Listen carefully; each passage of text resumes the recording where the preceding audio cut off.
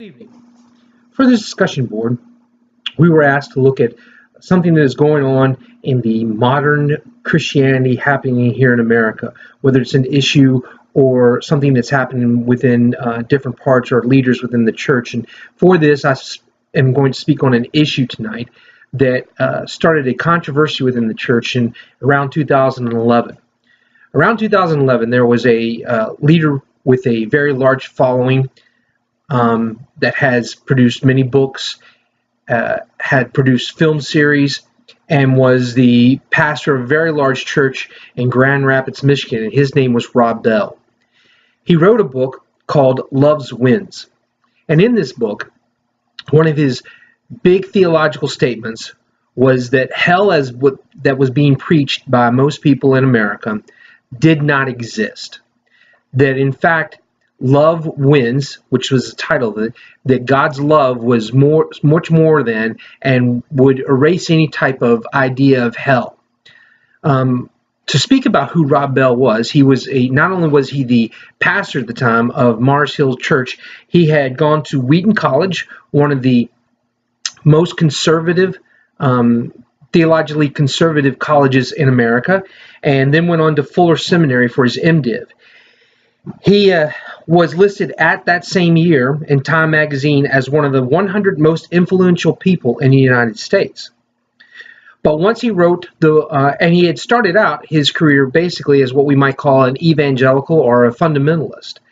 But once writing this book, that all began to change because his statement of hell does not exist and that love wins began to change who he was and his status and how people viewed him. And then he even began to change some of his theological statements after that.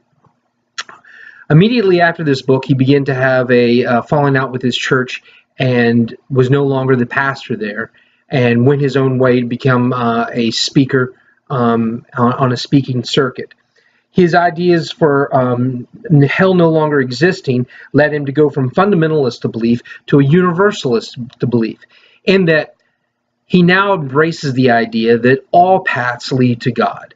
Not just a Christian path, but any religion or anything that leads you into a deeper spirituality and in looking for God will actually lead you to Him. In his book, he went on to say that why would a loving God let people go to hell? He says that God holds all things together in a universal Christ. That God is patient, and even in the afterlife, he's waiting for people to come to know him, so that after the person dies, he's got a place where people can go, but it's not hell, and it's a place where they can begin to question their idea that they do want a relationship with an all-loving God. And in doing so, he says that the Bible that we have now is an inspired work, but written by people with biases and ideas, so that it must be somewhat fallible. Now, as his ideas take him to what we might look back in our past from the fundamentalist and modernist idea of the early 1900s, his viewpoints would come from a Fosdick viewpoint, which denied Christ's virginity, his birth by a virgin, and denied his substitutional atonement and things like that, and that the scripture, once again, from Fosdick's point of view, was fallible. On the opposite end of that, just like Fosdick had his Machen, today we have our Francis Chan. So Francis Chan wrote a book that I have here called Erasing Hell. And in it, he states the theological statements to have a rebuttal of Rob Bell's Love Wins book. This is an actual excellent read for you if you wanted to get into this controversy. But in it, Francis Chan, who was educated at Master's College for both his bachelor's and his MDiv, wrote that is this book completely in response to Love Wins, because of the controversy this was involving in it, that he was stating, even though it broke his heart to say it, because he does believe that God does love us very much, that hell does exist.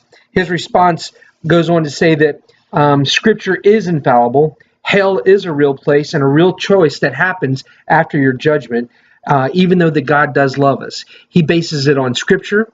He also bases it on many theologians from Origen to Charles Hobb, all the way up to Franklin and Billy Graham today, and gives us great insight onto both sides of this subject.